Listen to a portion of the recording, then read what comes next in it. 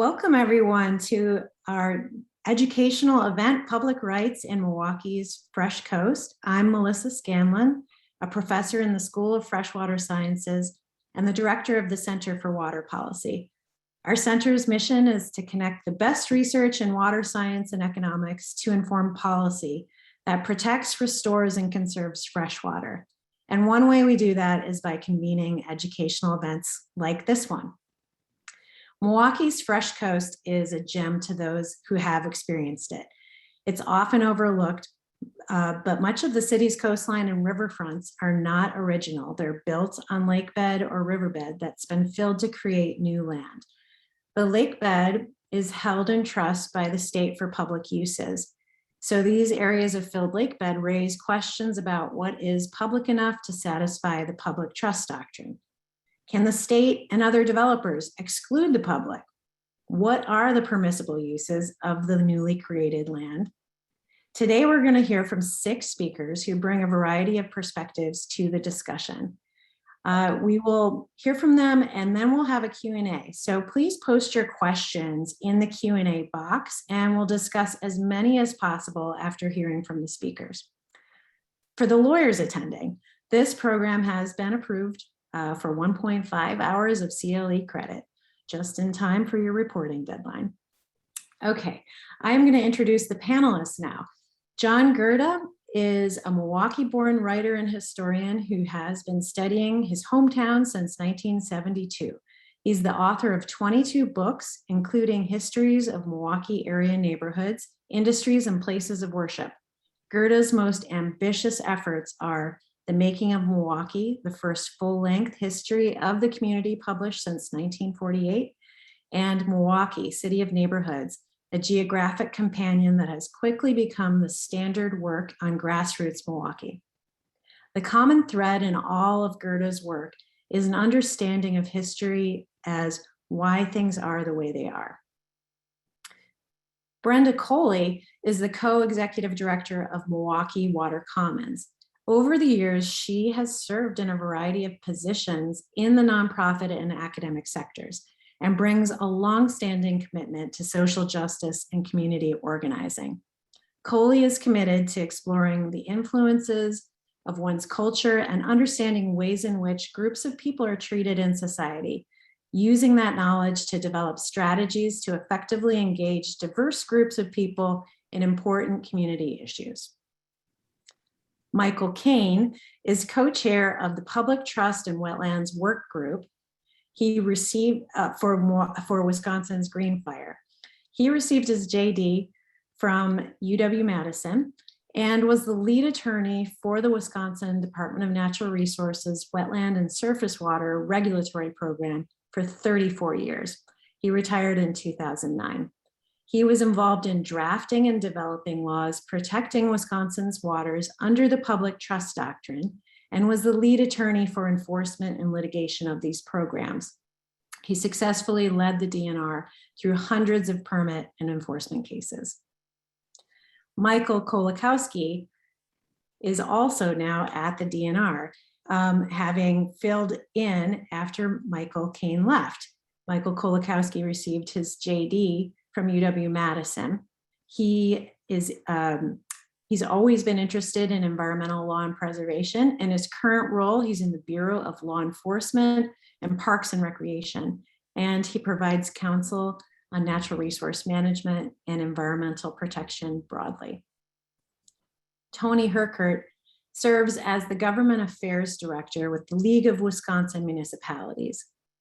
Before joining the League, she served as policy analyst and clerk at the Senate Committee on Natural Resources and Energy. She's an expert on issues related to water regulation, including permitting and zoning. She has also previously worked at the DNR, Wisconsin Lakes, and New Water in Green Bay. Sarah Martinez is a water policy specialist at the Center for Water Policy in the University of Wisconsin-Milwaukee School of Freshwater Sciences. Her position also involves being a Sea Grant UW Water Science Policy Fellow. She received her JD from the University of Utah S.J. Quinney College of Law in 2021 and has been enjoying exploring Milwaukee ever since. So we have a great lineup here, and we're going to start with our first panelist, John Gerda, writer and historian. He's going to chronicle the major stages of development in Milwaukee's coastline development, beginning with the first landfilling activity, the breakwater impacts, and the creation of Lincoln Memorial Drive. John, why don't you take it away? Thank you, Melissa, and welcome everyone. My job is to, in 10 minutes, tell you the history of Milwaukee's lakefront, which should be something of a challenge. When people in Milwaukee talk about going to the lakefront, they often mean Lincoln Memorial Drive, some stretch along it, because that is the most public and the most cherished public space, probably in Milwaukee, maybe in a larger region. So I'll concentrate on that lakefront, but also talk about what has gone on over the decades farther south as well. So I will turn my camera off and we will turn the slides on. Marilyn will advance those. The first rule of thumb you have to know about the lakefront in Milwaukee is that anything that's flat was once underwater. No, that's true almost without exception. And what we present to the lakeside of looking east is kind of a rampart of glacial ridges that were deposited by a retreating lobe of the Lake Michigan Glacier, with one exception, and that is where the Milwaukee River punches through that rampart to reach Lake Michigan. And that river mouth is why Milwaukee exists. It created the best natural harbor on the western shore of the lake, which is why Milwaukee became a major city, even in the deep shade of Chicago. So what that meant in terms of topography was you have high waves meeting steep bluffs, which meant you had a huge erosion problem. If you go back to the previous slide, Marilyn, sure. That is the North Point Lighthouse that was built back in 1855, and it was mercilessly attacked by those waves. So next slide. They actually had to move it, build a new one as the old one tumbled into the lake, build a new one 100 feet west, which is where the lighthouse, North Point Lighthouse, is today. So next slide. The first protection against the turmoil of the lake was actually a railroad. And this is just a wonderful photograph where you see the locomotive here. That is the Oak Leaf Trail. If you've ever biked in Milwaukee, that is the trail upon which you rise from Milwaukee up through the ravine, going through Lafayette up around the Urban Ecology Center and on into, actually going up into Ozaukee and Sheboygan counties. What was going on then was you had two rival railroads, the Milwaukee Road from Milwaukee, Chicago Northwestern from Chicago, and they were kind of proxies in the rivalry between those two cities. The Milwaukee Road would not let the Northwestern enter the city on its tracks, so the Northwestern decided to go along the lakeshore. It was vulnerable, but it was cheap, amazingly, back in those years. So back in 1873, they enlarged a ravine around Lafayette Place and used that fill to put in what you see here, kind of this sloping right away heading down to the Northwestern Depot you see in the far left in the haze there, and on into Chicago, the Chicago Northwestern right away. And there was another development there on the left. This is one of the first public uses of the lakefront. This is the North Point Flushing Station, which was built back in 1888 to flush the Putrid River with fresh water from Lake Michigan. But what it meant, if the railroad here, is that for roughly 50 years, Milwaukee was effectively blocked from access to the lake. It was the railroad, took your life in your hands, got as busy as trains were back in those days trying to get to the lake. So next slide. This is the North Point Flushing Station. You can see the rail right away just on the left there. And this is the inlet that they use to push the lake water in to an outfall just below the North Avenue Dam. You may recognize this as Collectivo Coffee today. So this is still very much in business. Next slide. So you have that little pad of made land at the foot of the bluff, and there was one more kind of equivalent size a bit farther north at the foot of North Avenue. This is the Milwaukee Waterworks that was installed back in 1873. Of course, it had to be on the lake because that's where the water comes from. The North Point Water Tower you see up on the bluff there. So you have these small pads of made land, as they called it, and there was public access on both of those sites, which kind of whetted the public's appetite for more certainly devoted public land to appreciate and approach our most important resource. The next slide. But first of all, you had to protect the shoreline from that continued erosion that had been such a problem from the early days of urban settlement. So work on the breakwater began back in 1881. And the first section, which was about 3,500 feet, was done back in 1892, oriented toward the northeast, because that is where the most destructive storms came from. And as you can see, the patricians up there on the bluff, the large homes and the North Point Water Tower as well. So it was obviously a good fishing spot. These guys are probably going after perch with cane poles. And by 1925, almost 2 miles had been finished and the harbor was basically enclosed. Next slide. One result of that breakwater was the longshore currents here run from north to south, and those were interrupted by the breakwall, which meant the sand was deposited on the north side of that structure. That created McKinley Beach, and this was the first beach on the urban shoreline in Milwaukee, and gave the Milwaukee Yacht Club enough confidence to build their own clubhouse, which you see on the right here, built back in 1896. Next slide. So a lake drive was now possible, but it took a long time to gather momentum. What really was kind of a breakthrough there was the socialists being elected Milwaukee's governors back in 1910, a clean sweep of city offices and county as well.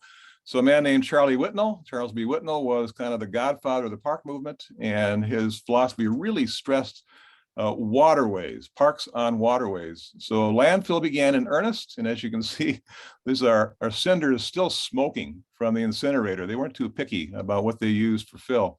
Next slide. And here you see the railroad right away still existing there in the foreground. And there's the Juno Park Lagoon, kind of in the upper part of the photograph, which was not dredged or dug, but actually enclosed, part of the lake that was enclosed. Okay, next slide.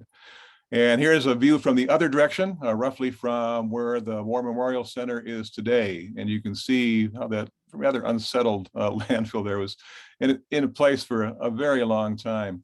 Okay, next slide. So the plan was to keep that drive going farther north, all the way up to what is now Kenwood. One obstacle was the patricians who had their large homes on Terrace Avenue and Lake Drive, Wall Avenue. And this is the home of Gustav Pabst, who ran the Pabst Brewery, as you can imagine. And their landlines went all the way down to the lake.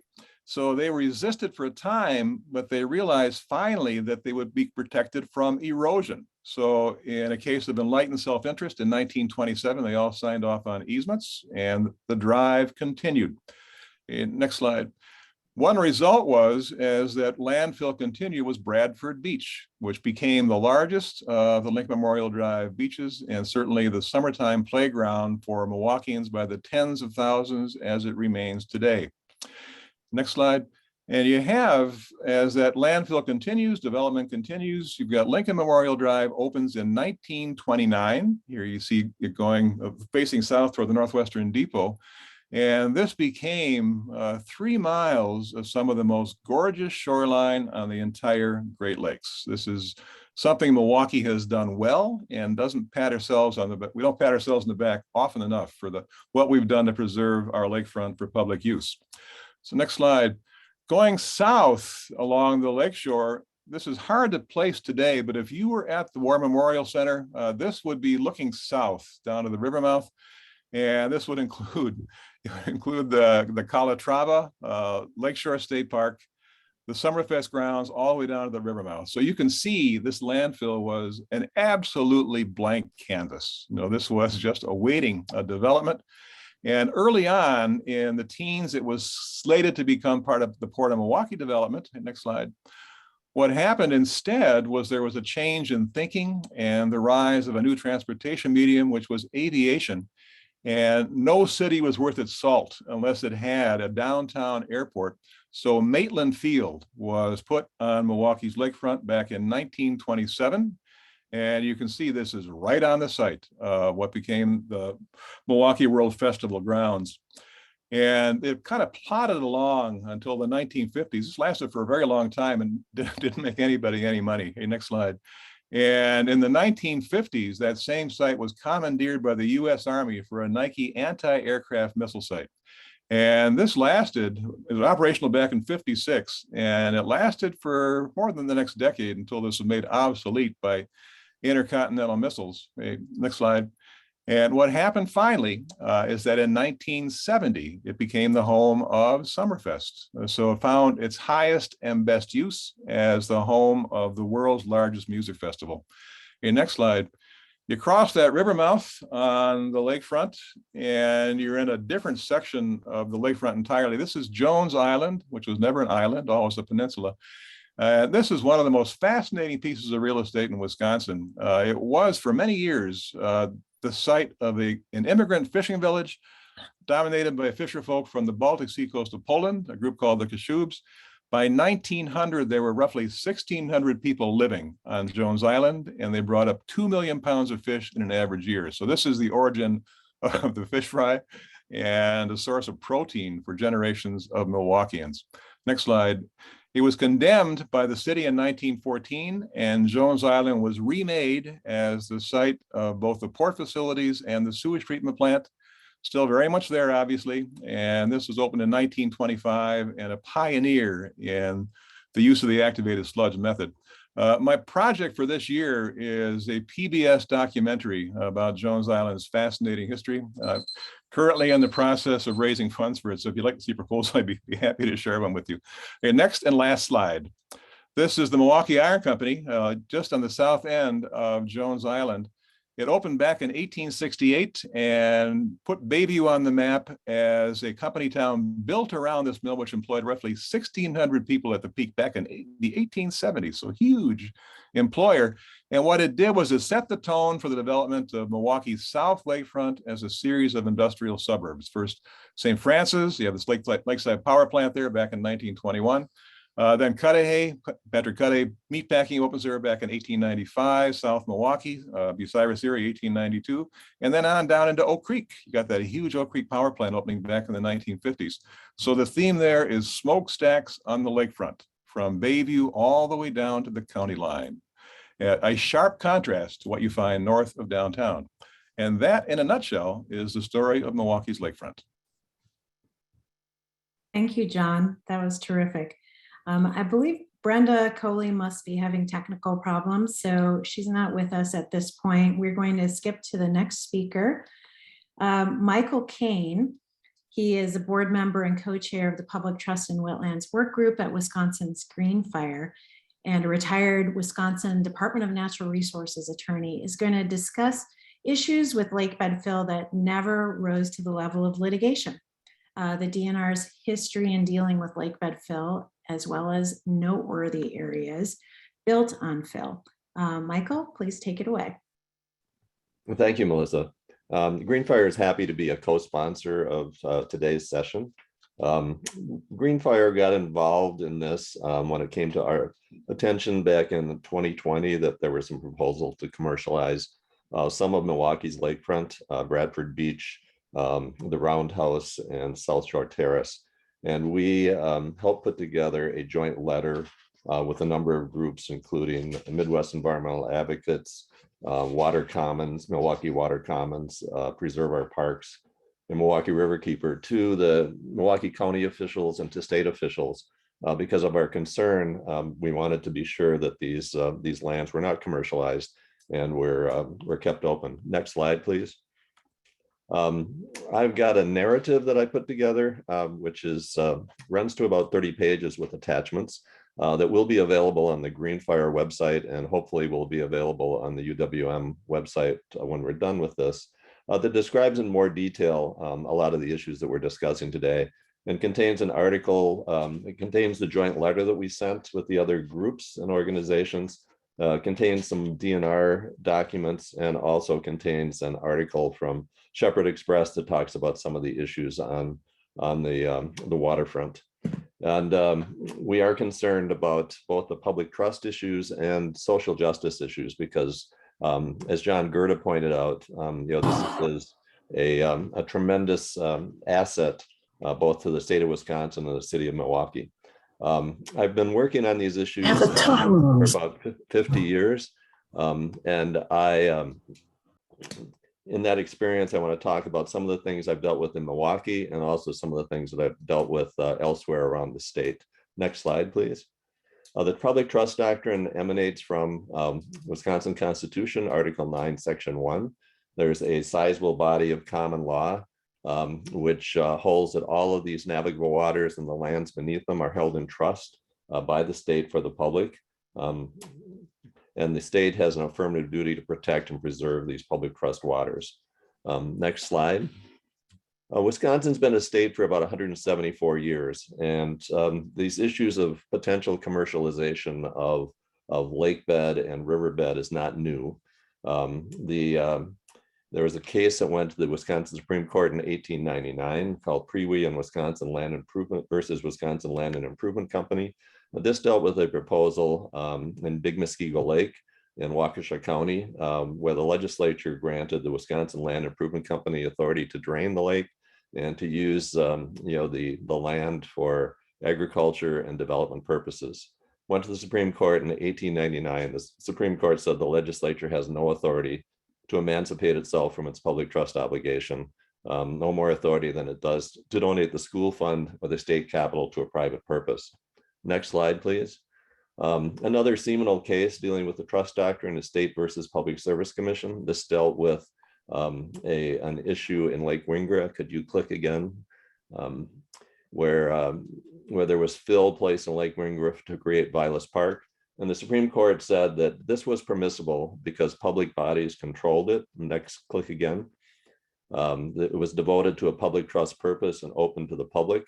Click again. And there was a minimal area relative to the waterway that was impacted. Next slide. Some of the things that we've dealt with around the state, there seems to be an insatiable appetite, not surprisingly, for private and commercial development on these properties on lakebed and riverbed.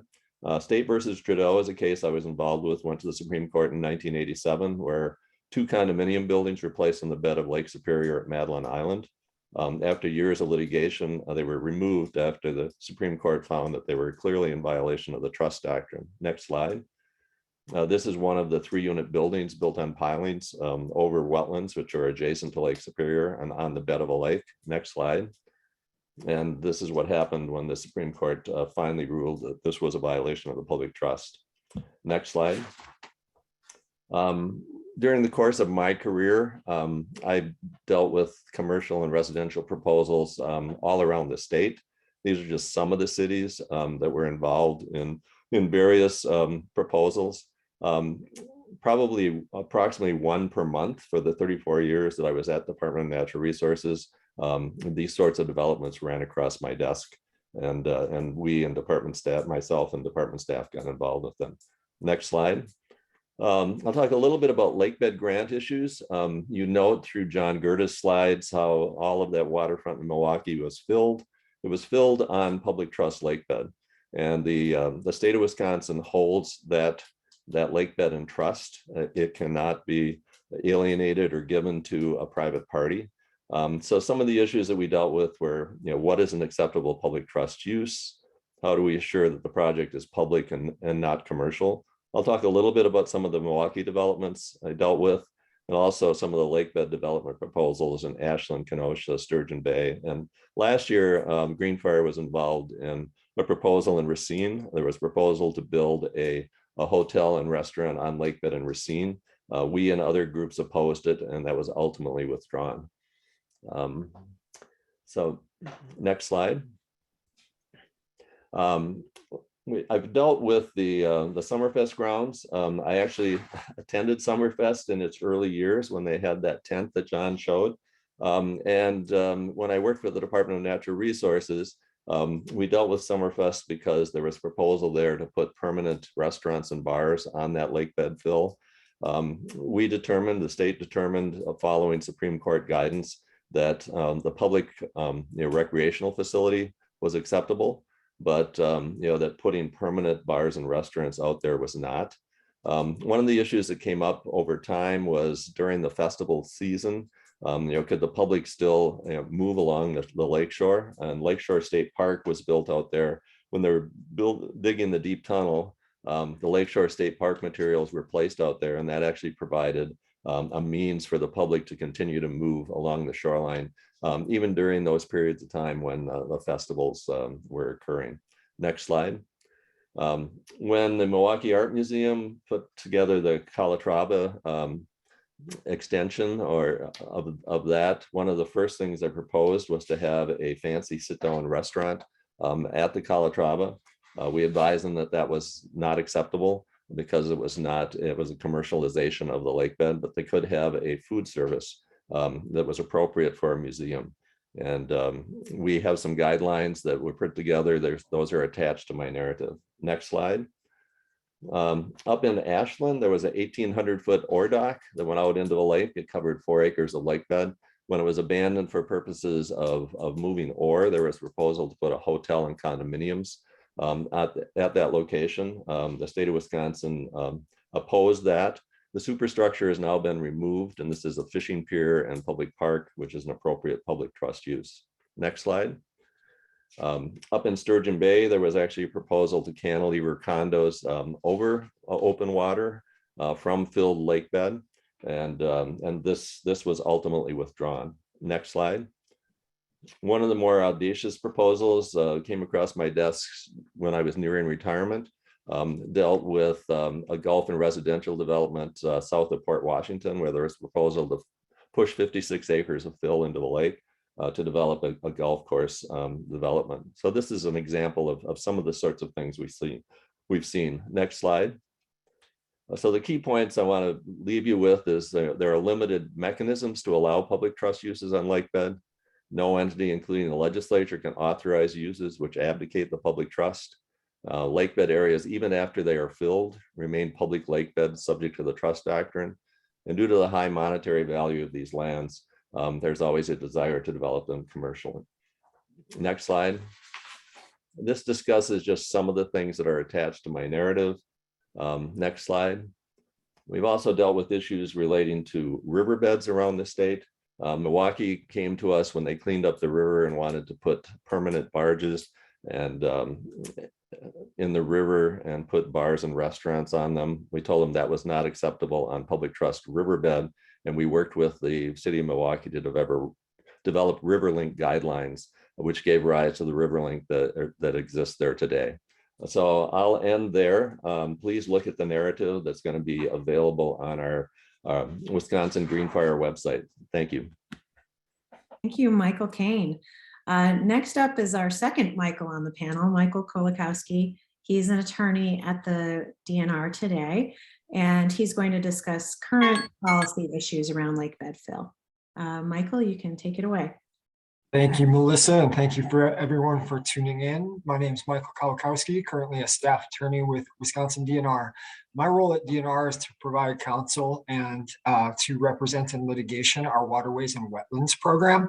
The same role that Michael Kane played as my predecessor for many years. And in that program, you deal substantially with the public trust as it relates to privatization of structures in the waterways, waterway modifications, public use of areas. That is really the shop where the public trust lives within DNR. And I want to share with you a little bit about what DNR's role is with regards to the waterways and the implementation of the public trust. Talk about a few discrete examples in Milwaukee and elsewhere that really get at the issue of the public's use, the open public use of our waterfronts, and tell you a little bit about current challenges that are occurring in Milwaukee and elsewhere and what we expect to see in the future. So next slide, please. So the DNR has been delegated by the legislature substantial authority in regards to implementation of the public trust doctrine in Wisconsin, and that's accomplished in a number of ways. The first one is regulatory. So Wisconsin DNR is responsible for Chapter 30, which is Navigable Waters Protection Law, permitting for any modifications to waterways. And that could be anything from removing material from the bed of waterways to the placement of structures on the bed of waterways. And as part of that review, the department's got to make a determination of whether the proposed project is not detrimental to the public interest. We're there looking at making sure that the public's interest in navigable waters is protected. And the elements of that decision get at all of the elements of the public trust. fish and wildlife habitat, public recreation, water quality. So we've got to make those anytime we've got an activity really that touches navigable waters. We're also involved with water quality certification. And this is a situation where if the department does not have a permit for a particular activity, but there is still a federal permit, the department's got to determine that the state's water quality standards are met. And embedded in our water quality certification administrative rules is a judgment that the public trust as it relates to water quality is going to be upheld by a particular project that we're signing off on. No project that needs a federal approval can move forward until we've provided that certification.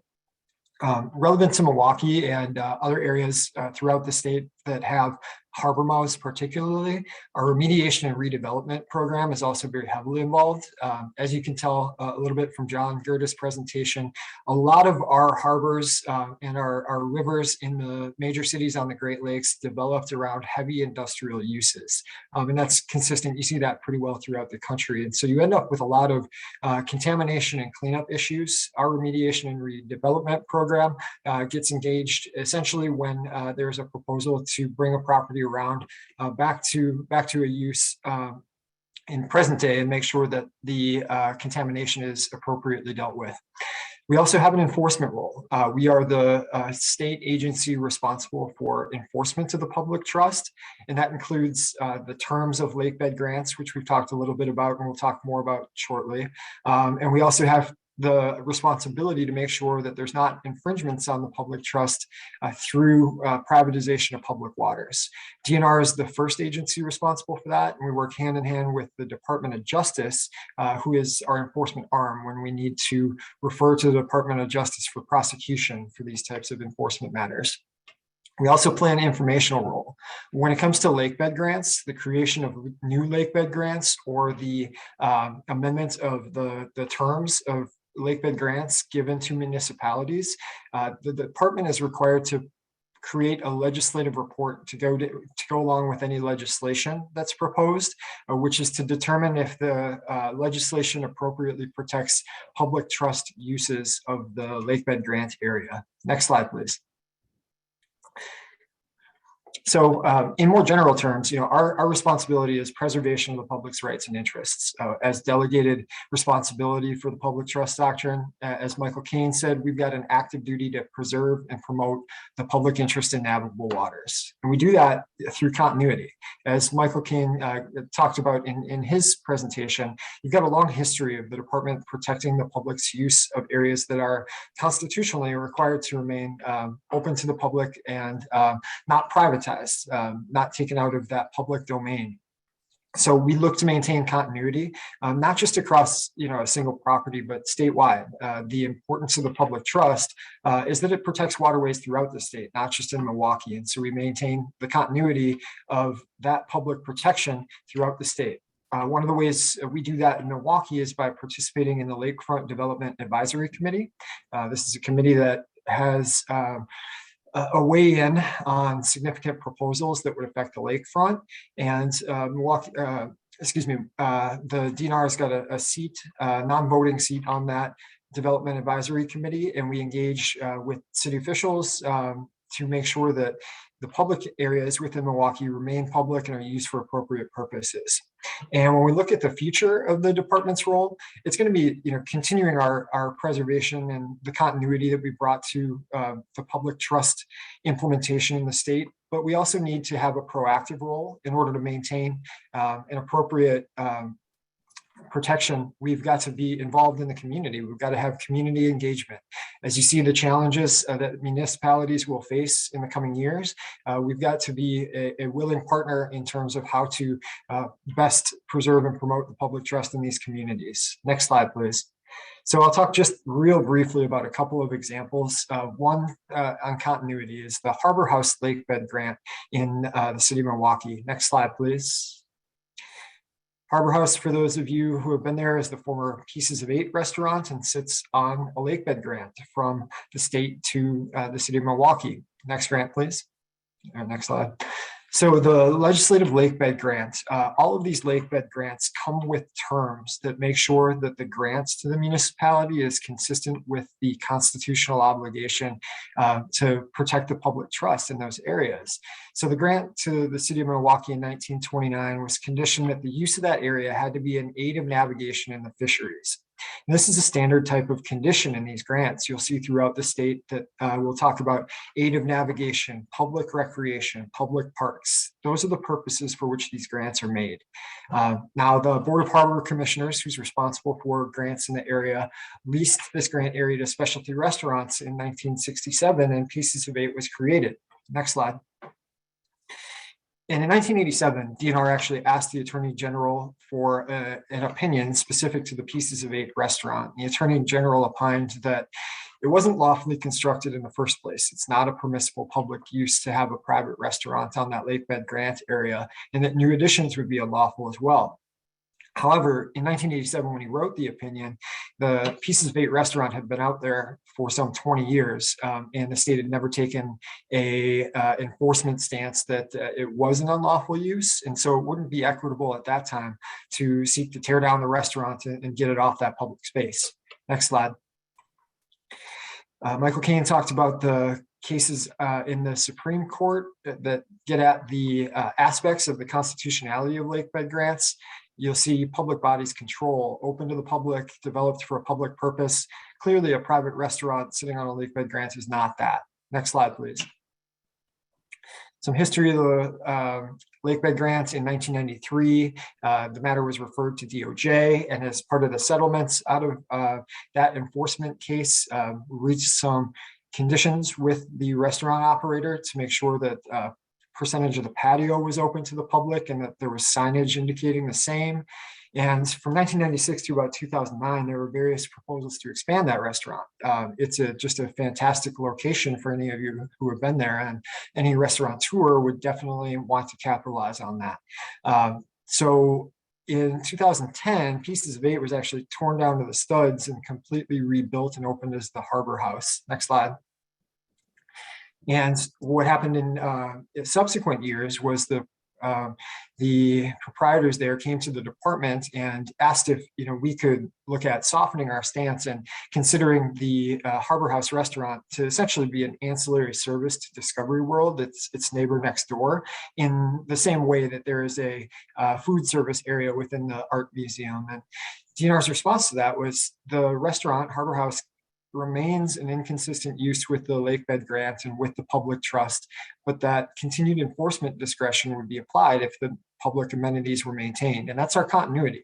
We often see issues come back around. And the reason for that is when we've got a focus on preservation, as years pass, as faces change, you get the same or slightly modified questions coming on the same exact projects. And so we maintain that continuity over years, over decades, to make sure that the public's rights are protected. Next slide, please. One of the, I guess, more recent challenges that we see is public entities, municipalities primarily, having issues with fiscal, having issues with public park land in these prime locations not being part of the tax base, and how to maintain those, how to capitalize and make sure that there is an appropriate revenue generating component within the city. They start to look at these lakebed grant areas because they're so attractive. I'm getting a time warning, and so I'll just note here that Racine had proposed a modification to its lakebed grants. Next slide. Next slide, please. All those grants are real similar to the ones that you'll see in Milwaukee for the purposes of a public park held in perpetuity for that purpose. And Racine had proposed to build hotels and other private uses on that grant area.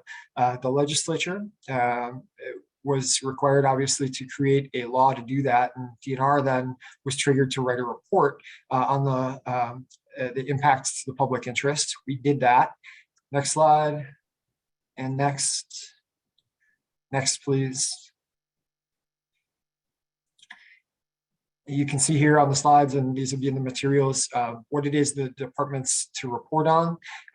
Next slide, please. And our report found that this proposal to substantially privatize these public lakebed grant areas was not consistent with protecting and enhancing a public trust purpose. Private uses of it were neither minor nor incidental. The loss of the public trust uses in these areas would outweigh any potential enhancement that would come from the proposal. It's not consistent with the public trust duty and authority, and there were no restrictions to make sure that the lakebed would only be used for public purposes. In fact, the proposal was to introduce substantial private purposes, and we did not feel that was within the allowable scope of public trust uses of the area. So we're going to skip over the co-chair. Next slide, please. Next slide. Current issues, what we're seeing in Milwaukee is a development boom. You see a number of developments proposed up and down the rivers. Some of that older property that's sat vacant or underused for years starts to look like absolutely prime real estate. And we've seen a number of developments on the river. There, we're primarily looking to make sure that water quality is protected. We're not seeing substantial intrusions into the river, and that the river walk is in place to make sure that the public's got appropriate access. We're seeing substantial developments in the harbor as well. There, we're trying to make sure that the harbor is used for appropriate harbor purposes, and the board of harbor commissioners and the port definitely are attuned to the public trust issues and make sure that there is a valid commercial navigational purpose for the projects they put out there. And we're seeing public, to tie into the next presenter, we're seeing challenges presently with the fiscal pressures that are put on public entities. You have substantial reservations of public space, primarily parkland or other public amenities. And the question now becomes, how do we have enough money to maintain those or to provide those public amenities going forward? We've seen that with Milwaukee County Parks. Milwaukee County Parks has a substantial responsibility for lakebed grant areas throughout the city. You also saw that with the city of Racine. They've got a lot of land that's dedicated to public park purposes, and a real trouble, from their own tax base as it stands today, maintaining that or providing substantial new public amenities. So I'll stop there and turn it over to the next presenter, but we'll be available for questions if there's anything anybody wants to talk about at the end. Thank you. Michael. We now have Brenda Coley who's joined us, so we are going to go to her presentation. She's the co-executive director of Milwaukee Water Commons, and she's going to be discussing public access to the lakefront, Milwaukee's lakefront, especially access for marginalized communities and the general community's interest in use and access.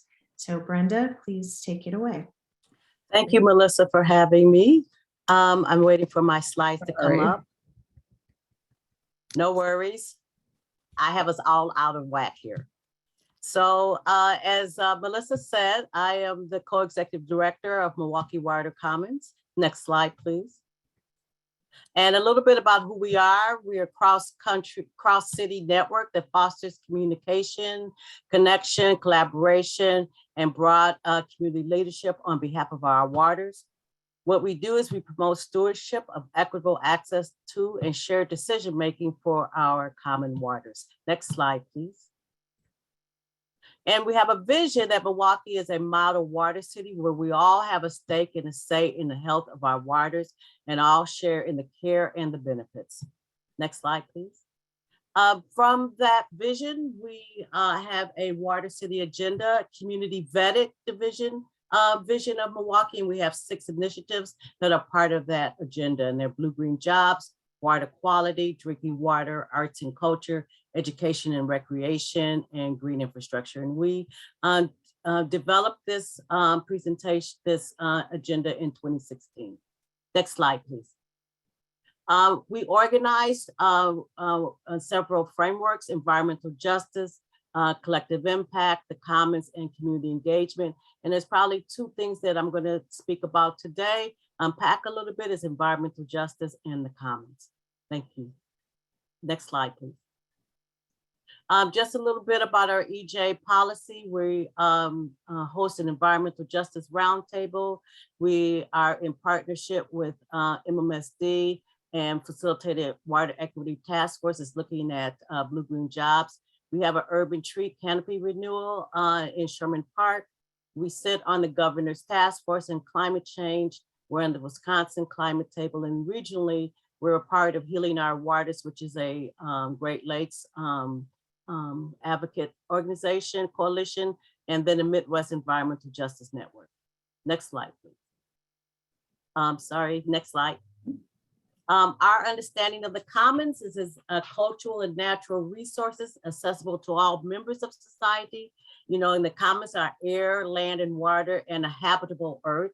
And these things, as we're talking about today, are held in common, not owned privately.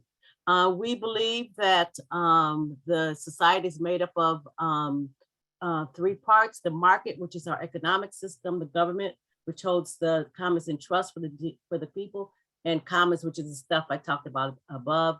And really, you know, we're talking about today about the DNR really being our gatekeeper around those issues around the commons and lake beds and riverbeds. Next slide, please. You know, environmental justice, I just want to say, is complex, but it is place-based at the same time. It's not universally defined. Links environmental, really sustainability with social justice.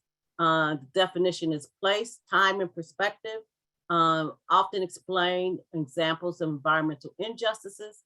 And we really believe that the healthy environment and wellness are respected for all people and future generations, regardless of identity. And for us, that's really what environmental justice means. Next slide, please.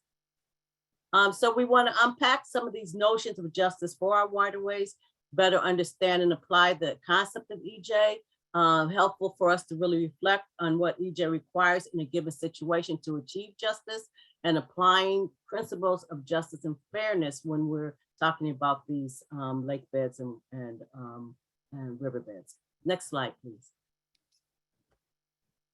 Okay, so here I'm just going to unpack our understanding of the public trust doctrine so that we're all on the same page.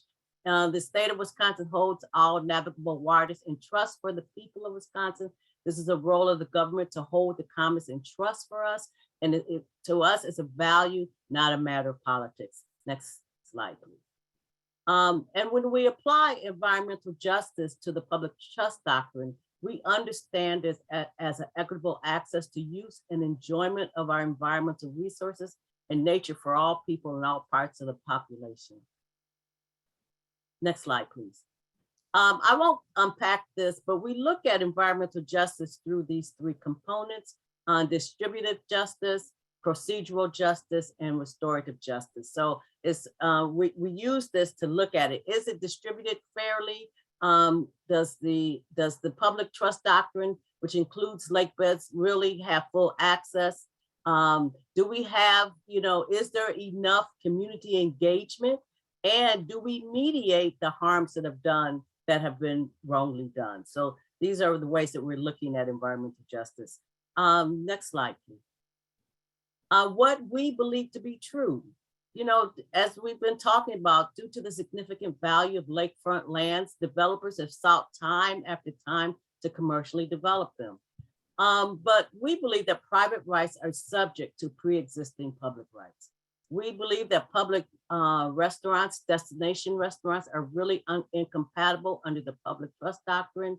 And we object to the development of these restaurants on the lake beds and riverbeds in our city. Next slide, please. You know, access to recreation for all people must be understood as a public good and service. Inequality and water access in Milwaukee are intrinsically linked. You know, Milwaukee is a super segregated city, but one of the few places where you will see multicultural and multiracial gatherings where people mingle with each other is on the lakefront and on our riverbeds. And so generally destination restaurants expand and make the surrounding areas look private. Even if they're not private, they look private. And so they're not accessible to the public. So these are some of the serious issues that we want our government to consider around these destination restaurants, which we feel is incompatible with the public trust doctrine. You know, we want the public trust it provides a framework to reorientate our understanding of human-built waterways and how we should pay for their upkeep. But I understand, and through talks with the county and what the last speaker said, that there is pressure and tension, especially with the county regarding how they're going to pay for upkeep of these areas. You know, but we see, as we've said, lake beds as a public commons. Next slide, please. That's the end of my presentation. I'm really appreciative to be invited to speak with you about this. And thank you for your interest in this issue. Thank you so much, Brenda. We're now going to Toni Hercurt.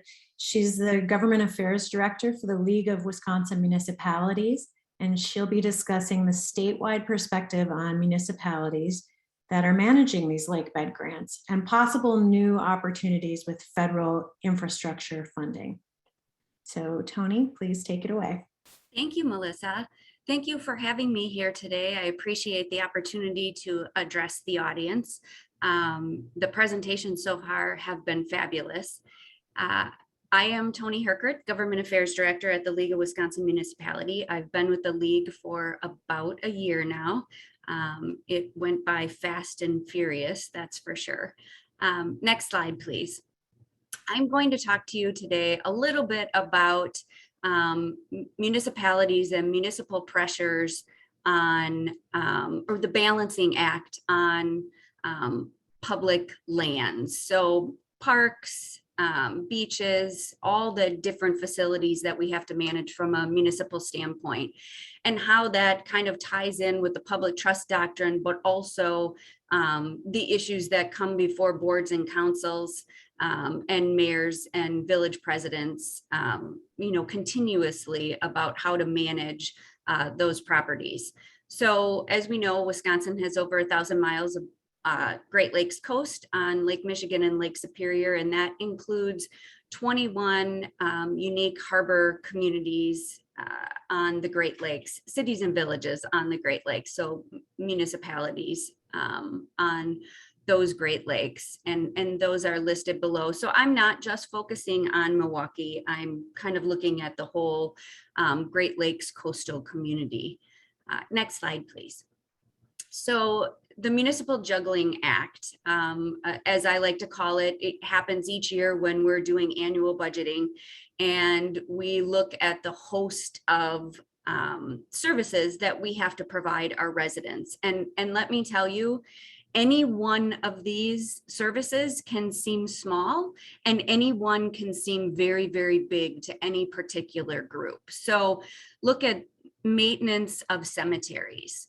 If we would try to cut the amount of time, energy, resources we spend municipally caring for our cemeteries, there is going to be a big uprising of individuals who, you know, care passionately and deeply about the care and maintenance of that cemetery.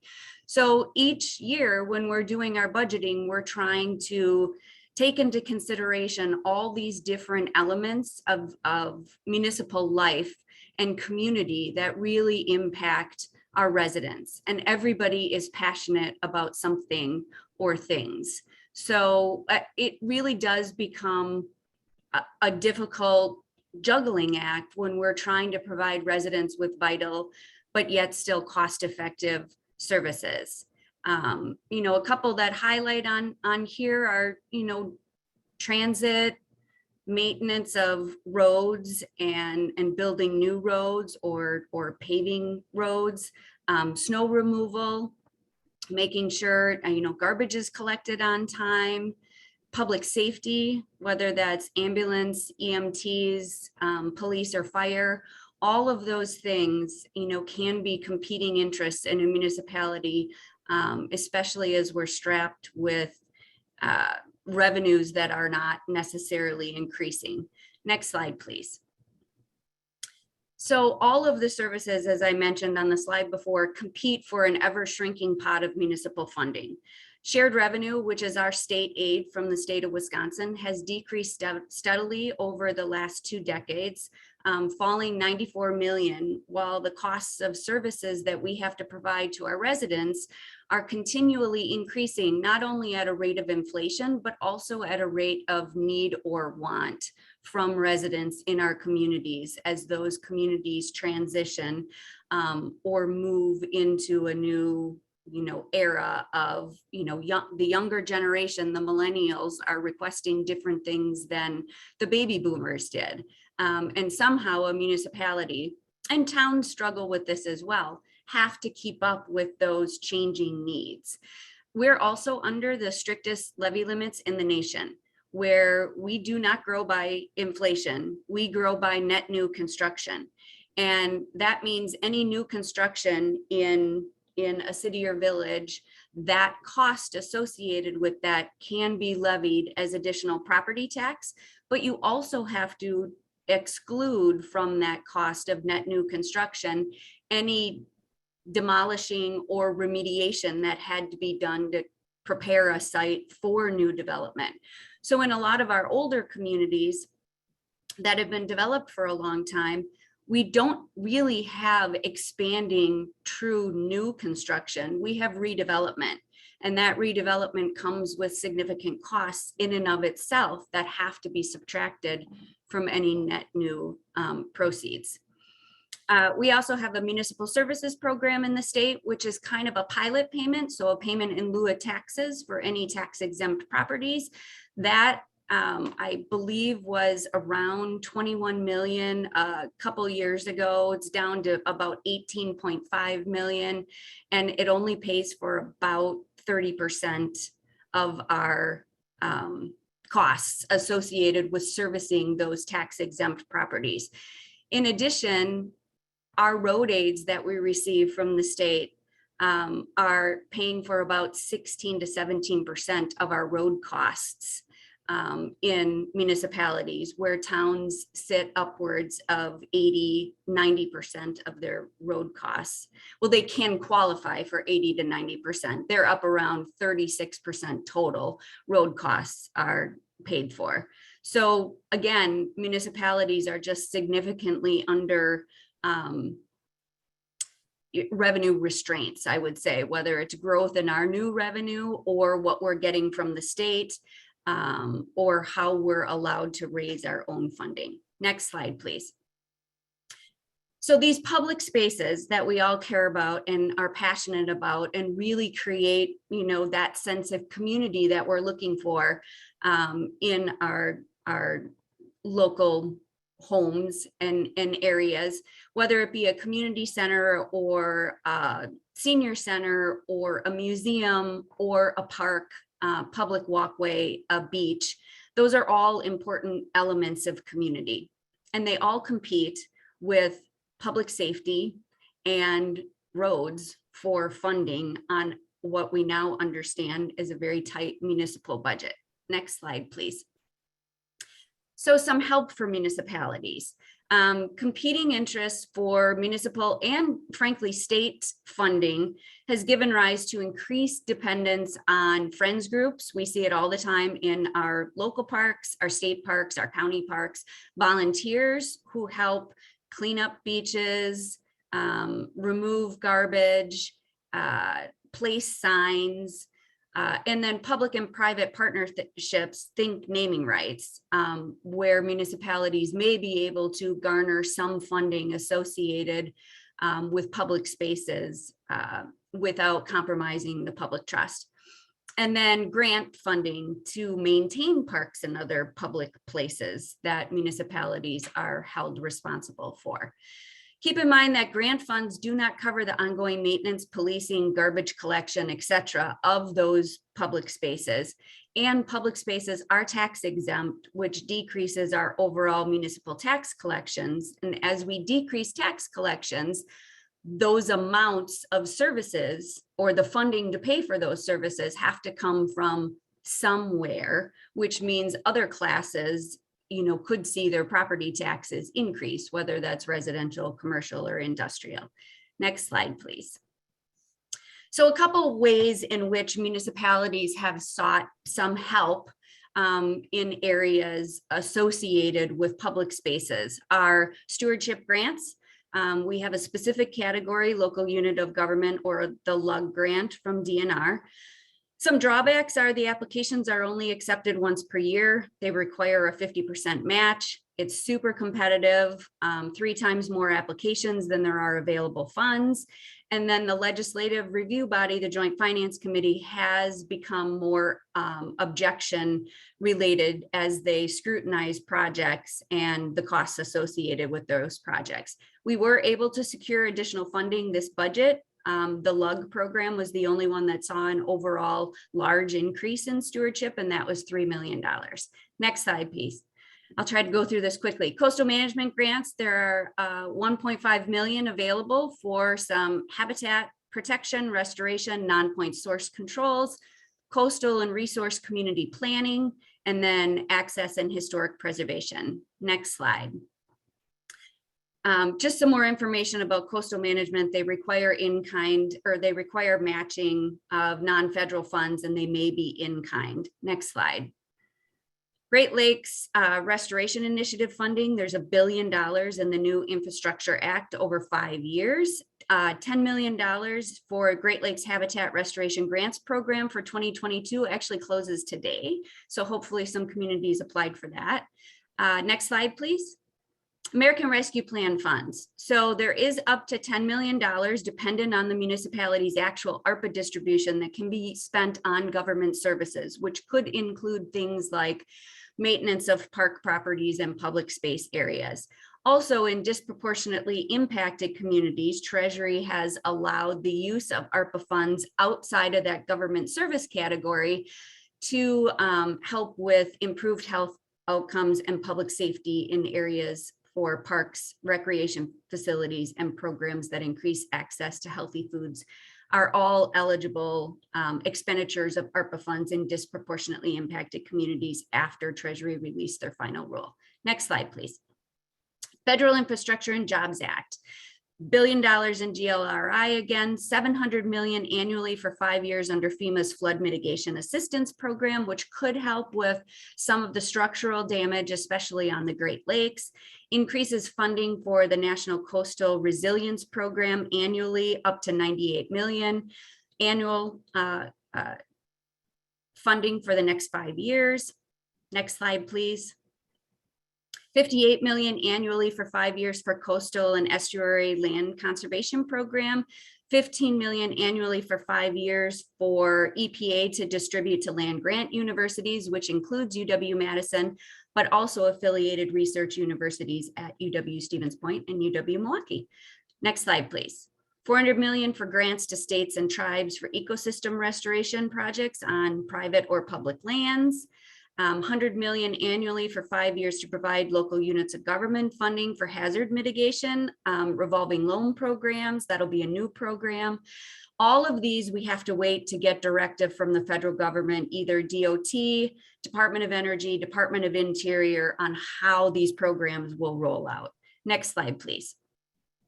Questions. So we'll obviously all be available for questions after the panel concludes. But if you would have any additional questions, my contact information is attached there. Thank you, Melissa, and thank you everybody for your time. Thank you. That was fascinating. Okay, the last speaker is Sarah Martinez.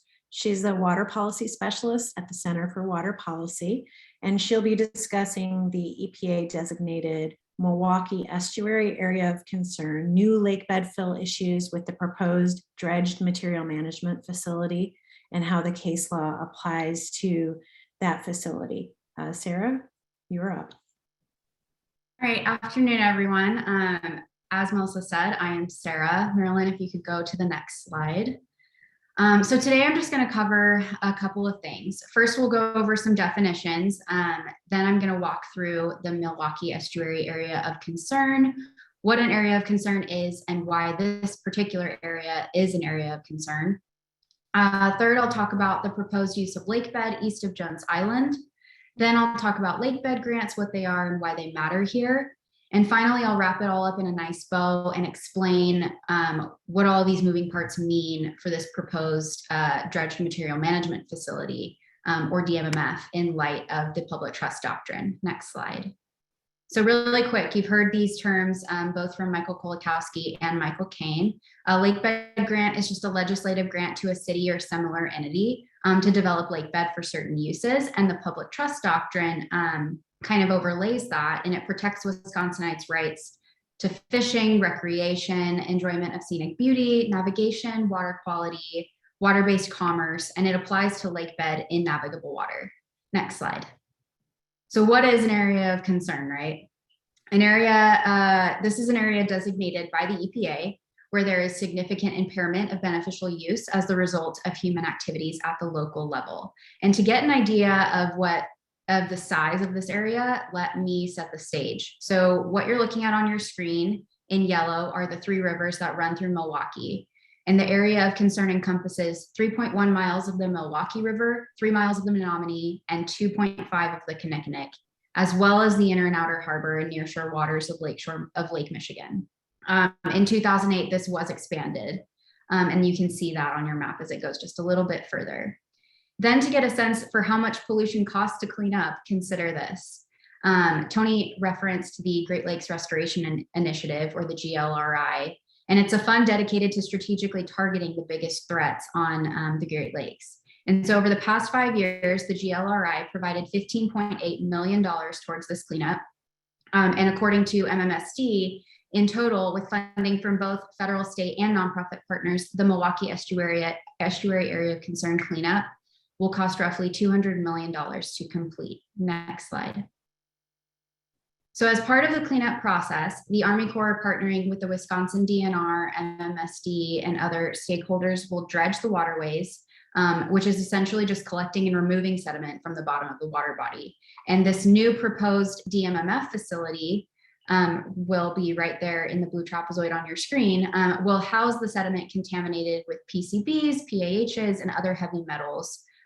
Both PAHs and PCBs are known carcinogenic, and it's proposed to be right here. As the project progresses, though, there are a couple of outstanding issues with how it plans to satisfy the public trust doctrine. Next slide. Thank you. It's important, before we jump into the analysis, to know a couple of things. And so let's just start with the port. The port is anticipated to manage the proposed facility in perpetuity if it's constructed. The port is a department within the city of Milwaukee, and its mission is to increase international trade, business development, job creation, and public access to the waterfront.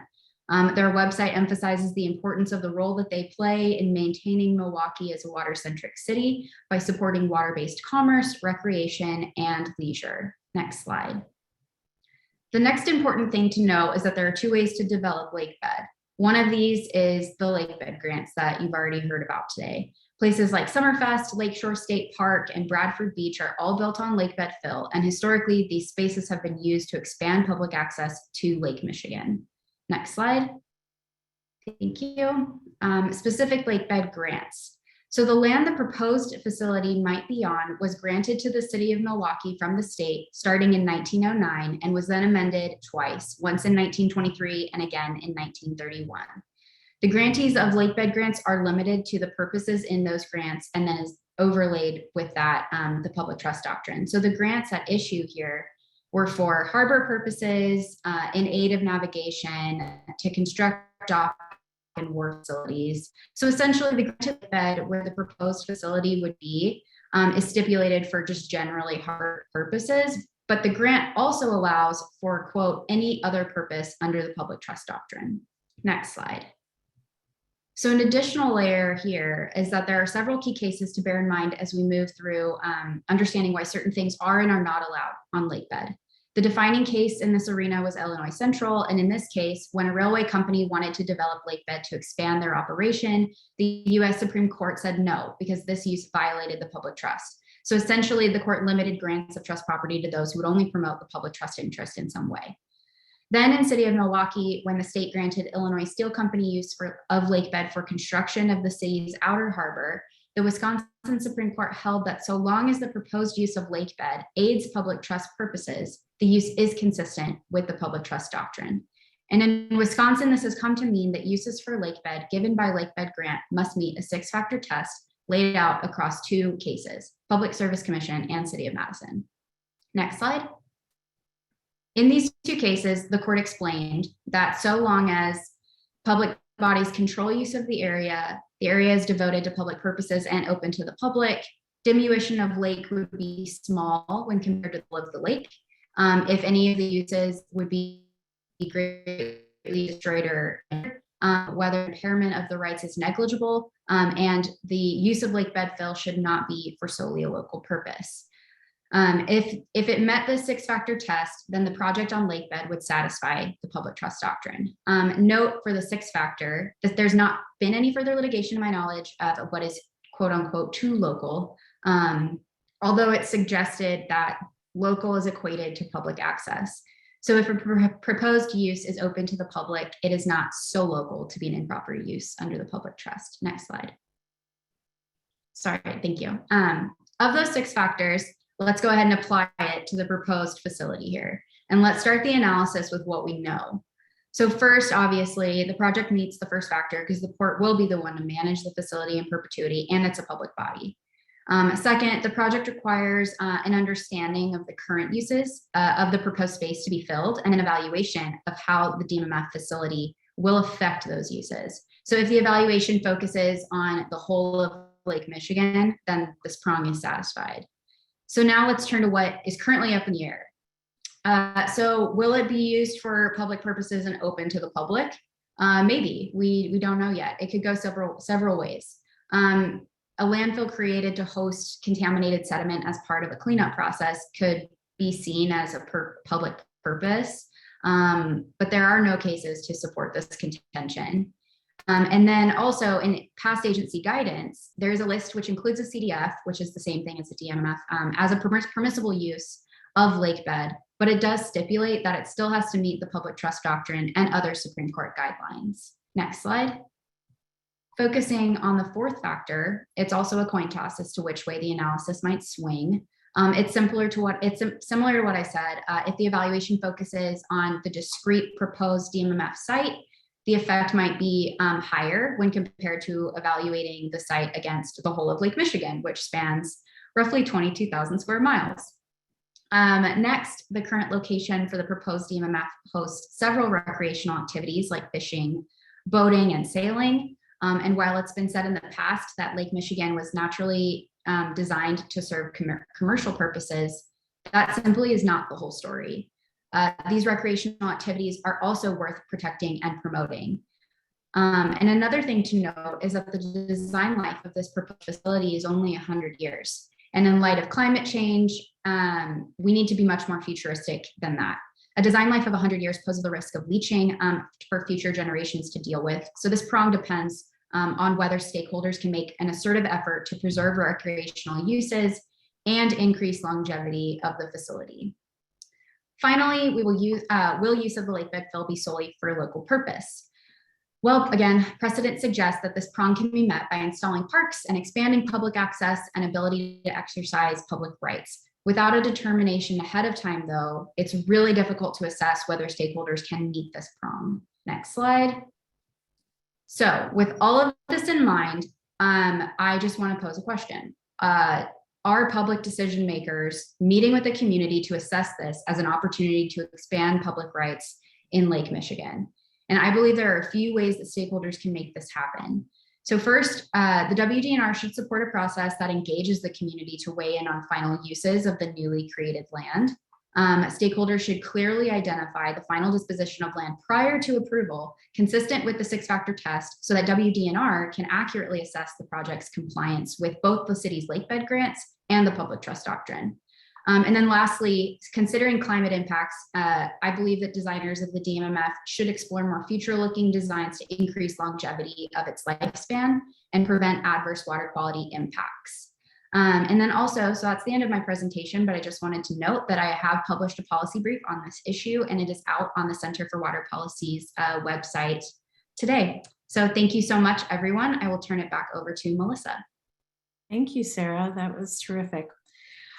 So now we're going to open it up to questions, and it looks like a lot of them have been rolling in throughout the panelists' presentations. So great to see all of the interesting questions out there. I am going to start with one from Jennifer Westernhauser. This is for the panel generally, asking, has increasing shoreline and wave erosion due to climate impacts resulted in any concerns about construction projects on these lakebed areas or hesitancy in pursuing them? I think I can take a shot at that one. In the past few years, we've seen incredibly high Great Lakes water levels, which has just battered the shoreline up and down. Not just public areas, but private homes as well. Some of you may have caught the news coverage of homes further south in Milwaukee essentially hanging over the bluff as it erodes away. And so I do think that erosion and erosion control on the Great Lakes is a significant concern for public areas, particularly where you're talking about limited resources to in these areas. What we do see is a lot of municipal projects that are aimed at shoreline protection where they have these public areas.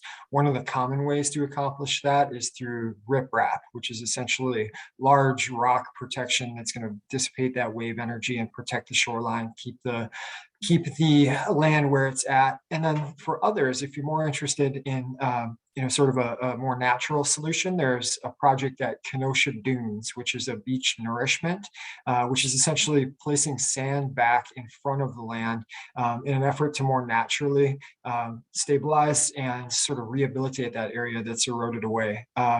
Tough to tell how climate change will impact this because the Great Lakes fluctuate fairly predictably on a cycle. They go to highs and lows. What we've seen lately is an extreme high recently coming right after an extreme low. How climate change will affect that is yet to be determined, and that's going to be determined on the basis of precipitation, ice freeze in the winter, things of that nature. But the lake levels control and climate can certainly have an impact on how those lake levels fluctuate. All right, thank you. The next question is from John Stoll. He asks, is there an opportunity for state tourism and economic development funding to be used for ongoing maintenance of public trust areas in municipal areas that are significant draws for visitors for public use? And could this be an ongoing, consistent source of funds from outside local communities? I think this one's probably for you, Tony. I think, first of all, John, that's a great recommendation. And I think logically, it would make sense from a tourism standpoint to help municipalities safeguard those public trust lands or, public park areas. However, it's been kind of said in the past that those lands are, even though protected by the public trust from the state, they're kind of the municipalities, kind of ward at this point, and that protection, maintenance, whatnot, and so forth, has to come from the municipality. If we could make some inroads on tourism dollars, that would be fabulous. Thank you. Did anyone else have an answer for that? All right. There's a question here from Michael Tim about the status of the dry dock on the Kanikanik River, just downstream of First Street. This is a very specific location, so I don't know if anyone on the panel knows about this project. I do. That one will be for me as well. I am familiar with this structure that's essentially a floating barge in the Kanikanik River, and it is out there, not anchored to the bed, but in public waters. And I think it's important to remember that it's not just the beds of the waters, but the waters themselves that are held in trust for the public, and that's not a public use out there. I will say that the department is aware of that particular structure. It does not have a permit from the department, but any structure in navigable waters, whether it's anchored to the bed or not, has to be consistent with the public interest. And the department has not, but will need to make an evaluation of that. It's also important to remember that an additional component of the public trust is the original component, and that's the in aid of commercial navigation. So we talked a lot today about public access to the waterways and public use of areas of filled land. The public trust also protects the commercial navigational aspects. And so the things that will be looked at with a structure like that are going to be, is the project detrimental to the public interest through impacts to water quality, to the fisheries, public recreation? Does it constitute a material obstruction to navigation? And is it a permissible public trust use within those public waters? I'll also pivot then, Michael, to the rest of your question. Whose job is it to be a watchdog for public trust issues within the government? And I would say that's primarily DNR's responsibility, being delegated substantial authority for implementation of public trust. And it's the programs I work with. The Waterways and Wetlands Program is responsible both for permitting, which every permit that we issue has a judgment of whether a project is detrimental to the public interest, and through that enforcement component. That said, we are not alone in that. Municipalities are going to have a responsibility for maintaining compliance with the public trust, particularly where they have lakebed grant areas, and private citizens also play a role and have the ability to enforce the public trust doctrine in Wisconsin as well. All right, thank you. Let's switch to talking about another specific question. The McKinley Yacht Club and the South Shore Yacht Club. This is a question from Jack Suter. Both of those yacht clubs maintain exclusive access to certain prime areas on the shoreline. And it appears to be a question about how that's consistent with the public trust doctrine, that exclusive access piece. Well, I can start since I was at the department before Michael Kolakowski, but those have continually been brought to the department's attention when I was there. And as John Gerda's slide showed, the Milwaukee Yacht Club structure was built, many decades ago. And the state of Wisconsin, to my knowledge, has not taken enforcement action. They are obviously related to navigation, but I think there is a significant question whether it's appropriate that those private facilities be located at those locations. But during my tenure, the state decided, not to take enforcement action. I suspect that Michael Kolakowski has a plate full and may want to add to this, but that's my response. Yeah, I'll just speak to sort of our enforcement priorities, much like with the Harbor House Pieces of 8, where we see uses that have been established, some 75 years before the creation of DNR. In the case of the yacht clubs, and right consistent with the creation of the agency itself with the Harbor House Pieces of 8, it typically is going to be a little bit lower on our enforcement priority. Those established uses tend to get pretty positive treatment, from reviewing courts. If we have an enforcement situation we're trying to prosecute, we're going to have a burden of proof that there is indeed a violation, and a court's likely to take into account equitable factors like the length of time it's been there. So I think historically there's not been an appetite to really raise an issue with some of those facilities, but I do think, as Michael Kane acknowledges, you can have questions like that because they don't seem to jive with how we've seen the public trust implemented elsewhere. And I think, I guess I'll add that since the development of the Department of Natural Resources, I think the state has been much more vigilant of these sorts of developments, as Michael and my presentations have pointed out. Okay, thank you guys. Next, let's go to Paul LaLiberte. I hope I didn't just ruin your last name there. He says, where I live in Eau Claire, the key to redeveloping riverfront property is private-public partnerships that finance parkland development to an extent that otherwise could not happen. Would this be prohibited if the property was determined to be a public trust parcel and some portion of it would be made private? Well, I can take a run at that one. In Eau Claire, we're talking about primarily the Chippewa River, and the Chippewa River does not have the history of manipulation in the way Milwaukee's rivers do, and so we see less of public trust issues arising there with filling of the riverbed, things of that nature. I think where you do encounter public trust issues, if you have filled land, that can certainly be an issue that can get in the way of what a municipality might want to do with a public-private sort of partnership development, because it may control where exactly elements of that public-private balance can sit. It would have to be evaluated on its facts and circumstances, but each municipality, I think has a lot of opportunity to do these sorts of public-private partnerships, and it is easiest from a legal perspective to make those happen on land that's not subject to the public trust, but just adjacent to navigable waters. Sometimes that comes available for communities, through remediation of brownfield sites, and we see appropriate, public-private partnerships and those uses in the right space.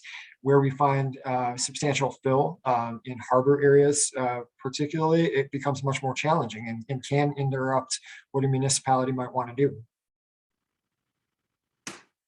Thank you. Tony, did you want to add something? I was going to say, Melissa, I would just add that because I think John pointed out pretty well that our development has been heavily in and around industrial areas, and that many of the filled lands on the Great Lakes can be blighted or contaminated, and those are kind of left for municipalities to deal with. So we are running into situations in municipalities where we do have contaminated properties where a current owner is no longer evident, wants to sell, whatever, and the municipality it has a difficult time taking a hold of those parcels due to the contamination and not having any ability to remediate, and then not knowing whether they would be able to proceed with a public-private partnership to help with the contamination and the remediation in a brownfields type redevelopment like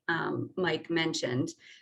So it's difficult for municipalities to proceed in some of these areas. And overall, I would say it's probably in the public interest to remove contamination from our lake shores, even if that means venturing into a public-private partnership.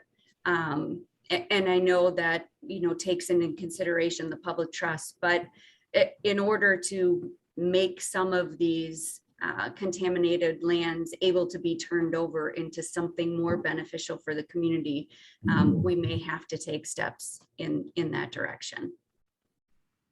All right, thank you. Oh boy, we have so many questions rolling in. I'm sorry we won't be able to reach all of them. Why don't we take another live topic? This is from Dennis Grzyński. Does either Michael know anything about the private bar restaurant that Milwaukee County has approved for part of Bradford Beach bathhouse? And that might also be one for Brenda to opine on. And then we'll have to wrap it up. Perhaps I can start because that's one of the issues that was brought to Greenfire's attention, and which gave rise to the joint letter that was submitted with Brenda Coley and others to the state of Wisconsin, the Department of Natural Resources, the Attorney General, and Milwaukee County, because we were concerned that the Bradford Beach facilities were moving toward more of a private restaurant bar and excluding the public.